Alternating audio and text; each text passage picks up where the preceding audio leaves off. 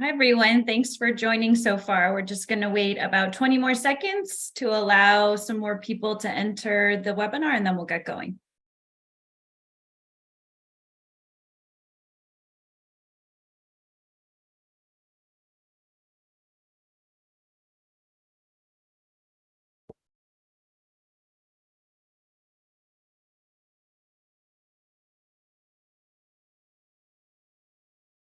Okay, well, hello, everyone. My name is Cristina de la Sierva, and I am the Senior Director of Marketing and Product Management for Harvard Business School Online. We're very excited to partner with Indeed today on this webinar to discuss a topic that's vital to every organization's success, which is the importance of building diverse teams. So please let me introduce our speakers. So first we have Misty Gaither. Misty is Indeed's Vice President and Global Head of Diversity, Equity, Inclusion, and Belonging, DEIB+. Prior to Indeed, Misty held business development and sales roles at Altria Group and JP Morgan Chase. She pivoted into DEIB+ by way of business development at Code 2040, a nonprofit startup focused on racial equity and inclusion in technology, and later made the move in-house as the first DEIB business partner at Twilio. At Indeed, Misty is primarily focused on setting the global strategy to ensure the company is designing equitable systems and processes that will contribute to a sustainable culture of inclusion and belonging. Next, we have Terrill Drake. Terrill is the inaugural Chief Diversity and Inclusion Officer at Harvard Business School. He oversees the development and implementation of a comprehensive strategy for inclusive excellence throughout the HBS community and beyond. Terrill builds on the work of the school's racial equity plan to focus on issues of diversity, equity, inclusion, and belonging around race, ethnicity, gender, sexual orientation, disability, veteran status, and age. Prior to joining HBS, Terrill was the Associate Dean of Strategic Initiatives and Head Diversity Officer at the Villanova School of Business, where he was responsible for developing and implementing a strategy to cultivate an inclusive environment. Thank you both very much for joining us today. Before we dive into the questions, I did want to note for our audience that if you have questions, you should feel free to submit them via the Q&A function on the webinar, or if you're tuning in on social, feel free to use the comment section. And we do have career experts from Indeed who are online with us and can help answer the questions as well. So with that, let's set the stage.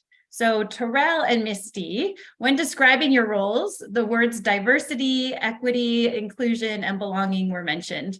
They often get used interchangeably, but each has an individual purpose. And so could you please help us define what those words mean and how they come together in your roles?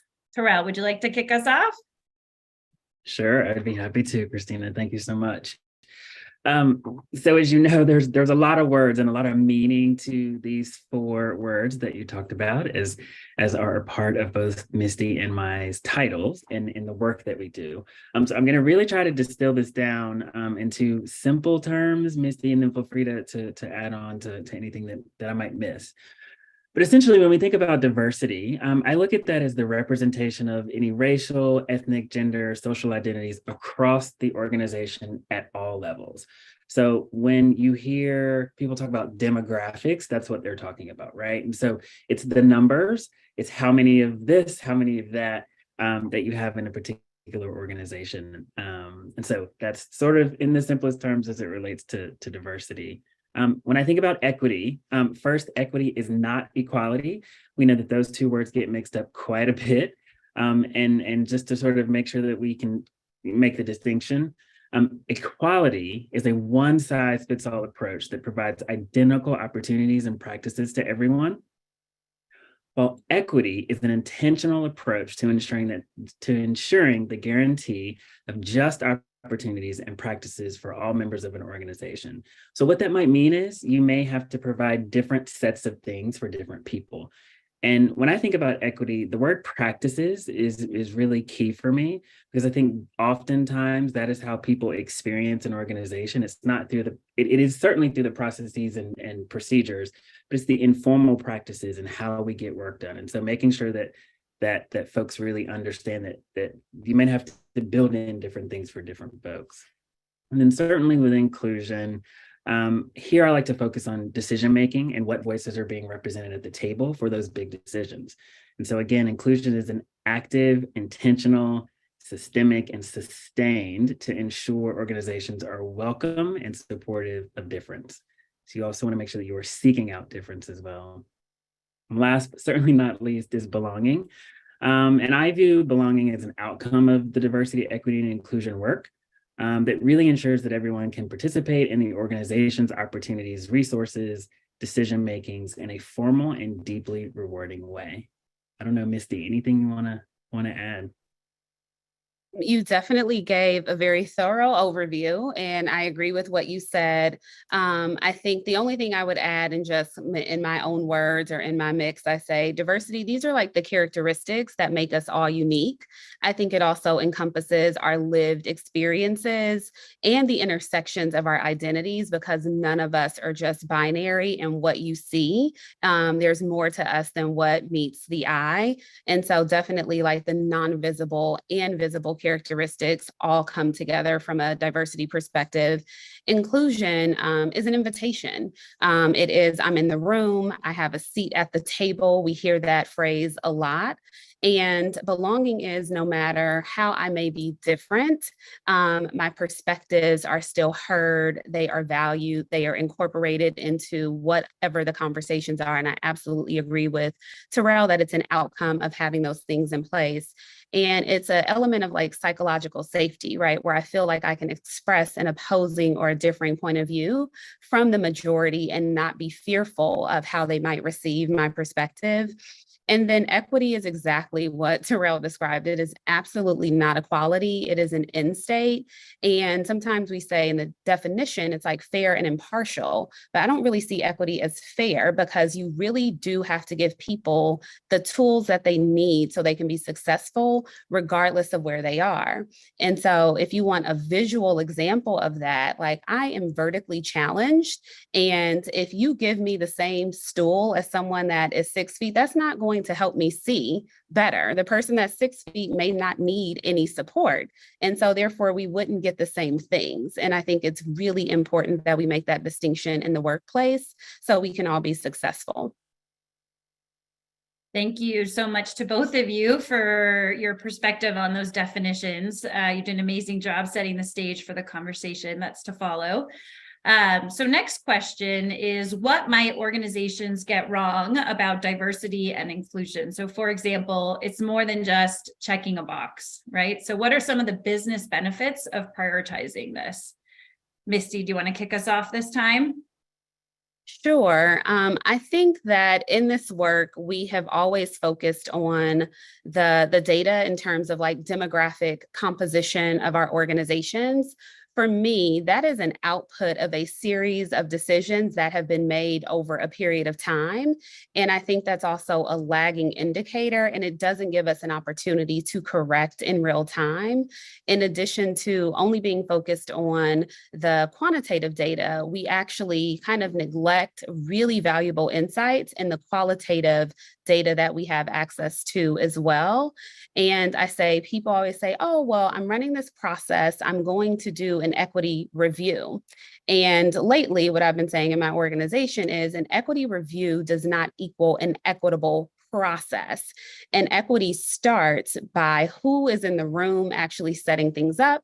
There has to be checks and balances all throughout the way to really determine if something is being done with the most equitable lens. And Terrill, you mentioned, it's beyond policies and procedures, but it's really how you get work done across the organization.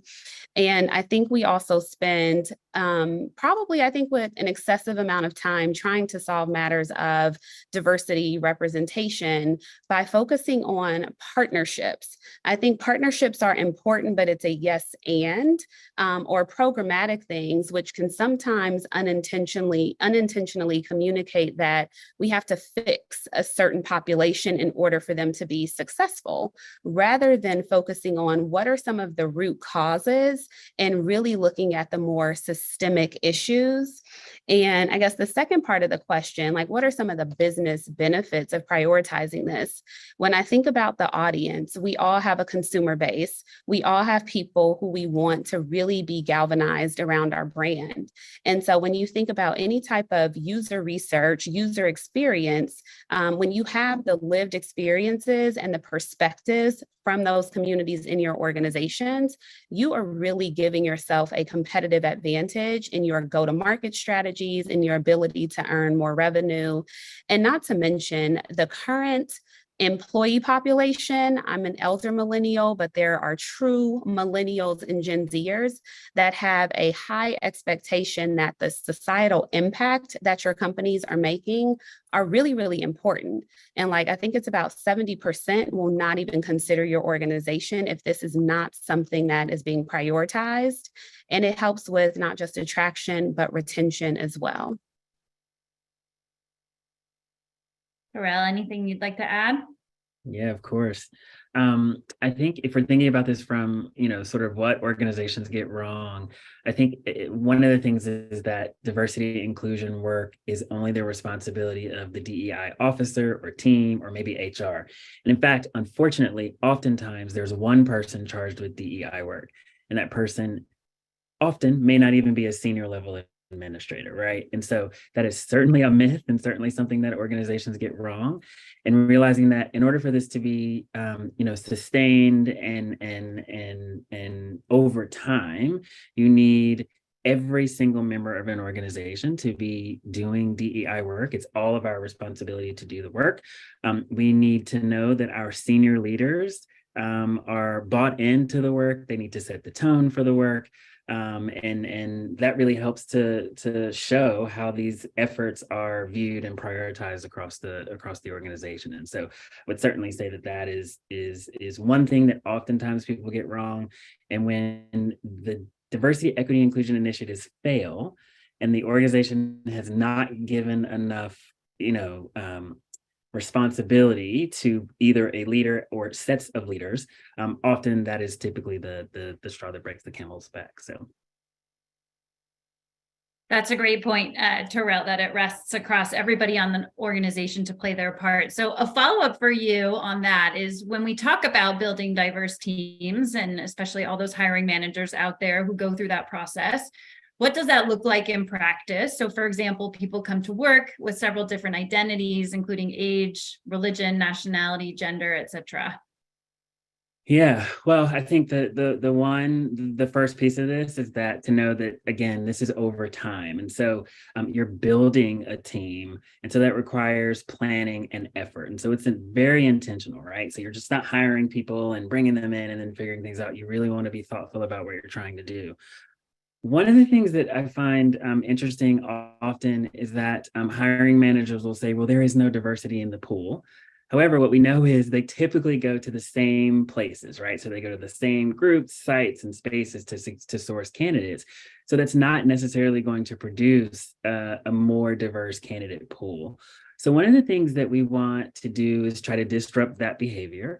We want hiring managers and HR professionals and senior leaders to really start to think more broadly about where we're looking for candidate pools. And so in some ways, while I know Misty said partnerships are not necessarily the best way to do some of this work, we do want to make sure we're partnering with organizations that can open us up to additional talent. And ensure that we are having folks that want to be working in our organizations and sharing more about what our organizations are doing. And so things like, we want our hiring managers to say, do we need to hire from X school or Y firm to find any quality candidates? Or should we be focusing more on the skills and experiences needed to fulfill a particular role rather than pedigree, right? So oftentimes we get really stuck on pedigree, really stuck on resume, and we often forget about the actual skills that may need to exist for a particular role. Another thing I think we should be thinking about is just because you throw people simply having diverse backgrounds and ways of thinking on the team does not mean that the team is actually going to thrive. And so you want your managers and employees to stay attentive to fostering an inclusive environment, which allows all members to participate. So again, ongoing work, and what you're aiming for is for the retention, right? When folks feel like their voices are not necessarily being heard, or they're not being brought to the table as it relates to a particular decision, we know that that's exactly what leads to folks leaving a particular organization. Thanks, Terrill. And the next question, actually, I feel like you just maybe partly answered it in terms of what are some common characteristics of an inclusive culture. I think your point around a place where voices are heard is an important part of that. Misty, is there anything else you'd like to add? Yeah, sure. And I actually wanted to comment on the previous question as well. And Tara, I think you may agree. In addition to how we go to market for talent, I think we also need to evaluate the talent attraction organization that's responsible for building our organizations. I think oftentimes we want to go out to these schools and we want to go out to these organizations, but we don't have the representation that really understands the community, which also creates a barrier for us in attracting and retaining the talent in a manner that's really, really authentic. And that's one of those areas where you have to think about network stratification and, who's in your first and second degree of contacts. And so I think that's another element that is often overlooked. And sometimes the only way to solve for that is thinking more intentionally about how you're staffing your TA organizations, what is their compensation structure, what are they incented to do, and how are they incented to perform and bring back the talent where that's not well represented in your organization. And then relative to the characteristics, Terrill offered up quite a bit in that response. And I'll come back to the concept of psychological safety. And I also want to talk about just well-being, because that's a big part of the conversation right now. And so psychological safety is really important, because when people feel like they cannot contribute, you're really shutting off a part of their brain that is responsible for giving you some of the best innovation and some of the ways that's going to make your company a ton of money. I think openness to concepts and thoughts that are even difficult for folks to understand.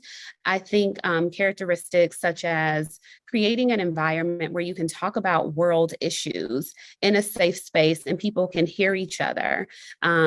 We just got back from Tribeca, so something that's top of mind for me is narrative storytelling. And so giving everyone in your organization a space where they can really tell stories about their experience, how they arrived at their position, and giving people insight into who people are beyond what their titles are, beyond what we see them doing at work, is actually really foundational for this work to thrive. I think it's also important, again, to go back to the fact that this work is not just the responsibility of your one-person team or your small but mighty team. And one of the parallels that I will draw is when you think about keeping your organization safe and secure, it's not just the responsibility of your security team. Like, everyone has to do their part.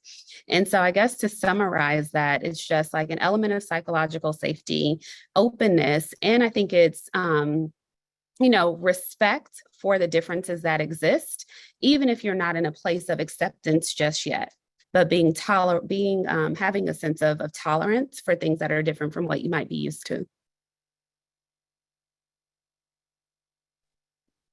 That's wonderful additions to what defines an inclusive culture. So now that we have a better sense of what that means, Misty, what advice would you give someone looking for a job if they're trying to find a company that prioritizes diversity, equity, inclusion, and belonging? And what signs should they look for when applying to and interviewing for roles, and seeing if the organization does indeed offer things like psychological safety and voices that are heard? I think it's important to look for consistency and continuity with what you see being projected online and, how they are showing up in times of crises. And I mean, they as the company, but also the leaders of the organization. So one of the things that we've started to do at Indeed is what we call candidate experience panel. So no matter where you are in our interview process, you can join us. Obviously, it's virtual, and we have some of our executive team, as well as our business resource groups, give people insight into a day in the life of our organization. I think it's important to really look at all of the tools that you have available to you. I think we have so many resources. So social media is a really good way to kind of see what are the messages, what's the representation that you're seeing reflected back to you, even if they say that they have a mission and they have a vision and they have values that incorporate diversity, equity, inclusion, and belonging. Sometimes you may find that there is a disconnect. And I'll share a personal anecdote. When I was looking at joining Indeed, I looked at the senior leadership team and I was like, I'm coming to a company to actually be a part of the diversity team, and I'm struggling to see the visible representation of diversity. And I want to make that very clear, because there are elements of diversity even when it is homogenous presenting, but it was concerning that I didn't see myself reflected, or I didn't see women's representation. And so it's also important to phone a friend, have some conversations, and really understand what the culture is like.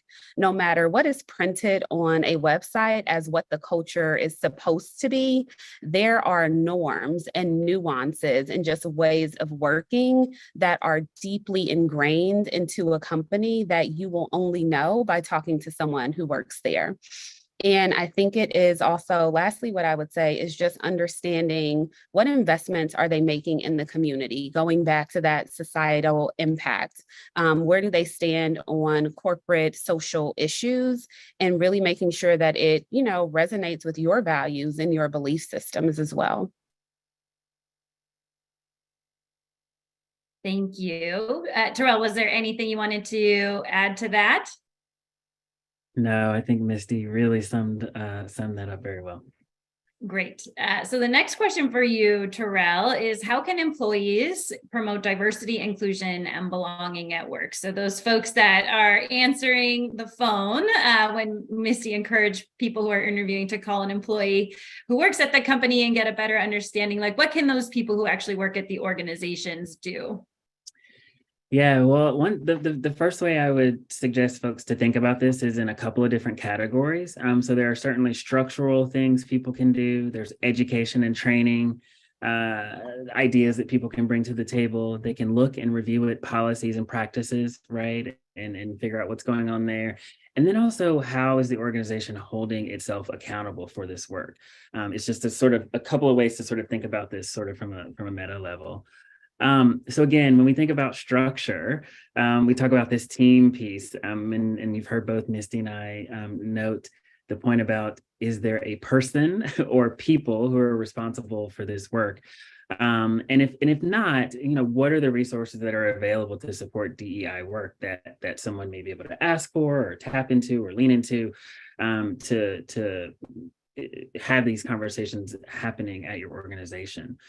We also want to make sure that oftentimes when there aren't a group of people doing this work, we know that the burden of the work happens to fall on underrepresented minorities. And so if there are ways in which you can support or join an ERG or start an ERG, right, and become an ally to folks that need support, learning about their experiences and then learning about how you can speak up to that. I think that's certainly ways to support structural options for this work. Also thinking about learning and development. So back to education and training, are there learning and development offerings that can focus on DEI topics? So maybe partnering with your HR team or an HR manager in a particular department to suggest particular or specific sessions that could be brought to a group for a conversation, right? A lot of this is just about learning about others and learning and really accepting that those different experiences exist. And so how do we foster those types of conversations from an educational perspective? When we think about accountability, again, how does an organization record and acknowledge DEI contributions, right? And so is there a way to highlight this work in our own performance settings and performance conversations? Are we rewarding it when we are doing other reward and recognition options for an institution? So ways to think about how we hold the organization accountable and ourselves accountable within that as well. Just a few options. So Misty, on the other side of that, how can doing some of the things that Terrill just spoke about that promote diversity, equity, and inclusion and belonging impact the employee experience? I think it's all encompassing, right? And so I think for a long time, we've separated employee experience from diversity, equity, inclusion, and belonging, and it's all in the same ecosystem. And so we all come to our organizations with a very unique storyline, very unique perspectives, and things that are happening in our personal lives that we need to be supported with. And so you've heard me mention this before, but it just goes back to the psychological safety piece. And I think when you have an organization or a culture that allows people to bring their authentic selves, and I want to be really clear, not your whole self, but your authentic self. And for those who don't understand that difference, me on a Friday night or me at a Beyonce concert may not be the best me for the workplace. And so that would be my whole self, but my authentic self is showing up the way that I'm presenting, still being considered professional despite my hairstyle, still being able to express my point of view, even if I'm one of the only in the room who identifies as a Black woman. Or if we think about regional nuance, sometimes I'm the only person on the West Coast on a team meeting that is across the Americas region, or, even being the only person in Japan representing my team. And so the employee experience, I think DEIB, and we say plus because plus accounts for the lived experience, the nuances, being agile, really recognizing that everything comes at us so fast in this landscape that it's almost impossible to keep up with the changes. But it's threaded in every single thing that we do and not necessarily separate. So the employee experience can only thrive when you have those elements kind of in aligned and they have really good synergy. Thank you for describing what the plus meant. I was curious myself, and it's wonderful that it's able to encompass all those extra things like lived experiences and whatnot, which is very important. So now a question for both of you. Can you please share any examples or stories of organizations that successfully champion diversity, equity, inclusion, and belonging? Terrill, we'll start with you. What I will actually do, so I don't necessarily want to call out specific organizations today because I know that folks are, varying spots on their journeys, but I do think that there are certain things that need to be in place for that to actually take place, right? To successfully champion. So I think one, there needs to be a commitment from the organization on their diversity, equity, and inclusion stance, right? And so some sort of statement, this is what we're doing, this is what we mean. Many of us saw those statements after George Floyd's murder in 2020. Many organizations are still sort of trudging along with some of the commitments that they made, but also many have sort of turned away from those, right? And so one of the things I think must be in place is something that really centers the organization, a goal that you're all working towards, so some sort of commitment. The next is really resources, right? And so often we have the commitment, but we don't have the resources to follow it up so that people can actually implement initiatives and programs that are really helping to support this work, from pipeline all the way through retention and retirement and things like that, right? Really thinking about the full experience that folks are having in organizations or in schools like ours at HBS. Again, not to sort of hit this on the head, but I think it's important. You need a dedicated team, not just one person, right? And so there are many models that exist. There are models where you have a center, a team in the center that really works to support an entire organization. And then also you can have more of a hub and spoke model where you might have a group of folks in the center, but then you have people that are embedded at other parts of the organization. And I think what model works for you is going to depend on whatever's happening at a particular organization or the way that they are organizationally structured.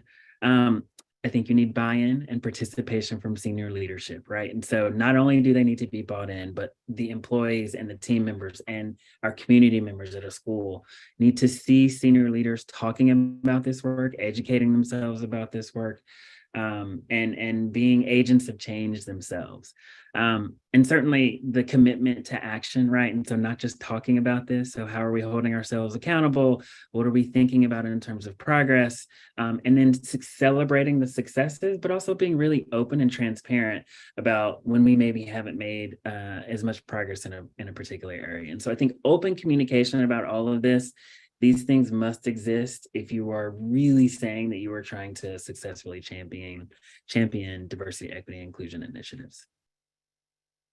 Thanks, Terrill. Misty, anything to add? I would just say yes, and kind of double click into the buy-in from the senior leadership and really talking more about how allyship is a verb and taking action.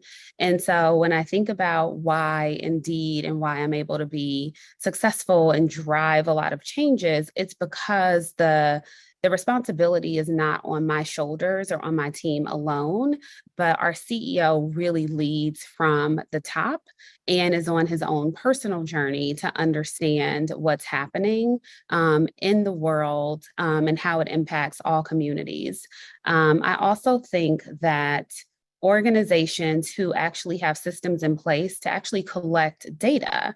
And so when you're in an organization that has been doing that, I think we take that for granted that all companies allow their employees to self-report multiple dimensions of their identity so we can have more concrete measurements in place.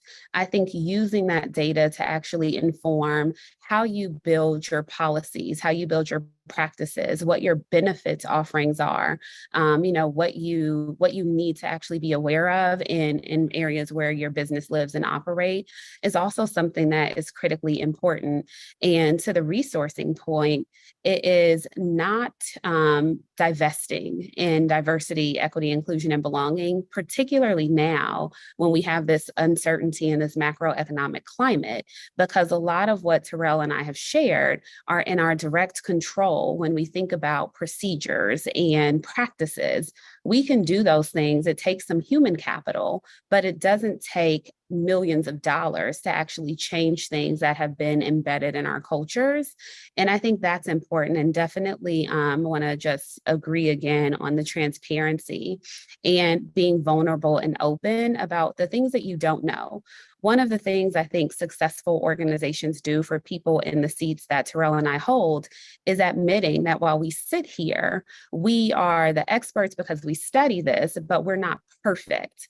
And I think organizations that are successful acknowledge that this is a journey that is continuous, and there's no end game because of how the world operates, right? And just being really, really open and honest about all the progress and where you still need help from other parts of the organization.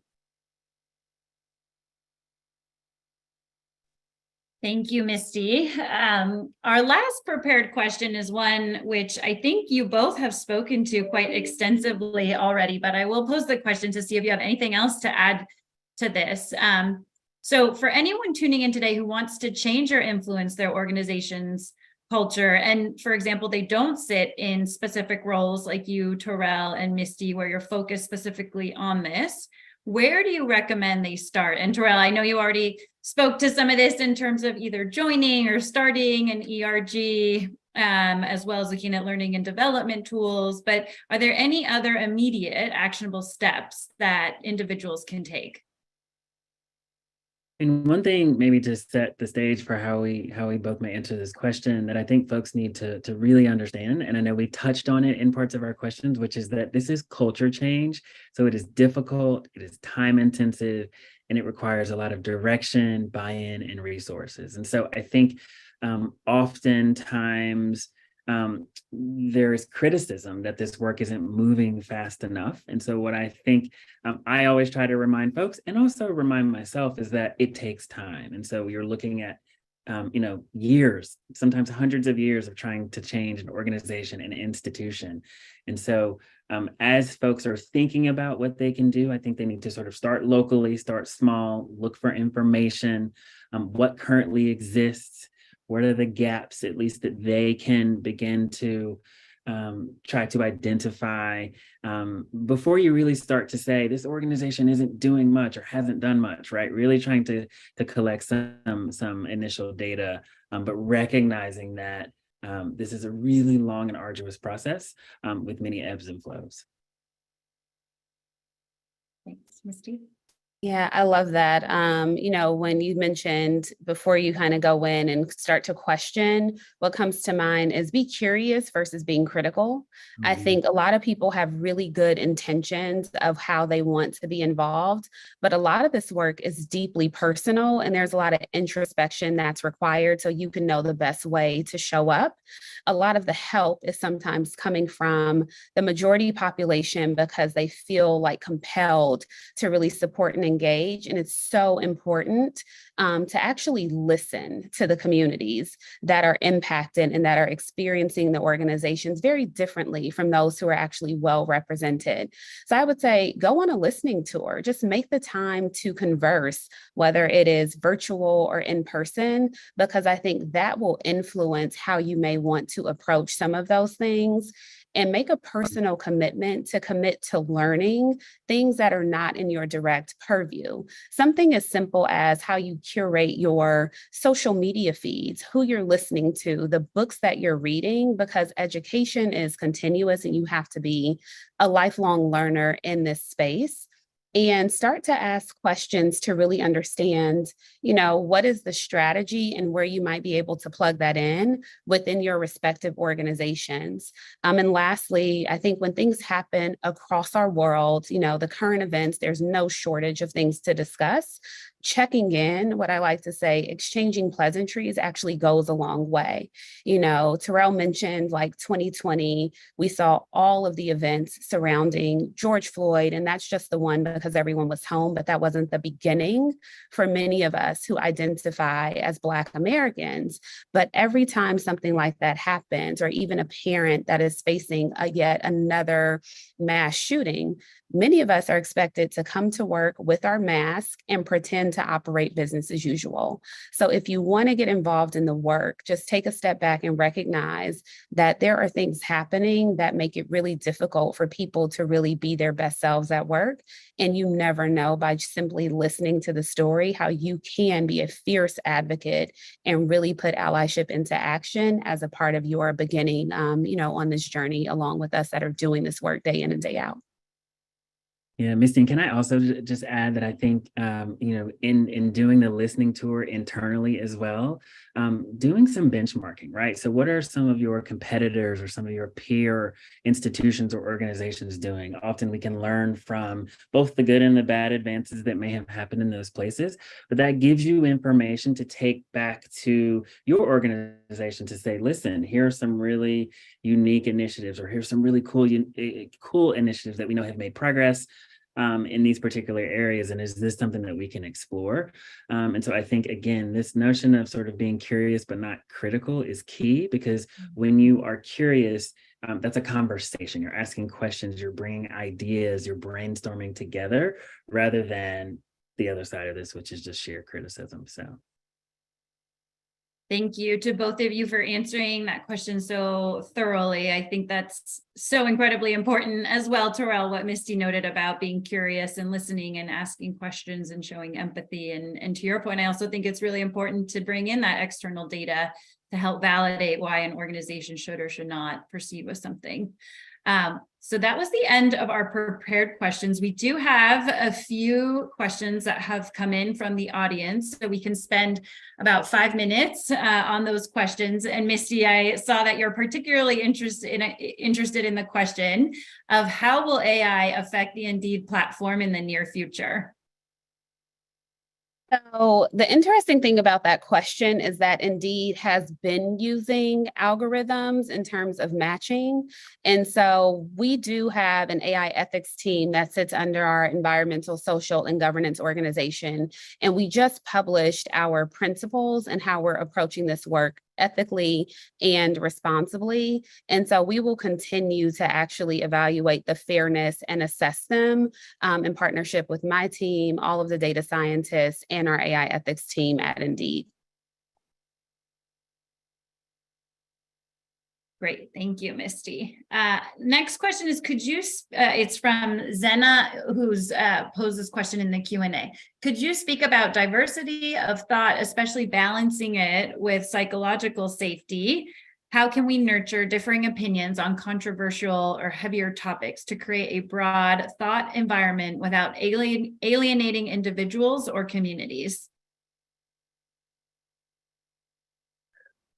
Well, that's really, I think, at the heart of what we're trying to do, right? Which is really give people the tools to learn about others who are different than themselves and to be able to accept whatever those experiences and stories that those folks are sharing. And so I think allowing yourself to come to a situation to learn, right? And not necessarily making judgment on what you're hearing, and then also being willing to share. And so I think it is absolutely important, because I feel like so many times it's my way or no way, right, in a lot of these conversations. And I think we have to be more open to listening, but also sharing. And so it's really about learning from one another. I don't know that that really answers the question that was asked, but at least that's my initial take on trying to do so. Thanks, Terrill. We can wrap up with this last question, which is interesting because all of us here today are from larger organizations, but there were a few questions coming in related to small business ownership. And one in particular was, I'm starting my own clothing brand and I want diversity to be in my brand's DNA from the very beginning. How can I achieve it? I can take a stab at this. So when you think about all the areas where you can insert diversity, if you're starting a clothing brand, I think you can start by sourcing responsibly and ethically, sourcing from founders or factories where there's underrepresentation in terms of how people identify. I think when you are thinking about what images you want to project, I think you should find real people, find people of all shapes and sizes and colors. I think Rihanna is a really good reference point for how she does that really well, not with just her Fenty line, but even with her fashion shows, right? She really is thoughtful, and Beyonce, you can tell I'm a fan of both in terms of, non-binary, all genders being accepted as a part of that community. And, while we are talking kind of macro, like big topics, you can do something every single day that will communicate to your audience that you are in tune with them. So again, I think it goes back to listening. And then when you think about employees, just understand kind of what they need to be successful in your organization, particularly as a small business. Thanks, Misty.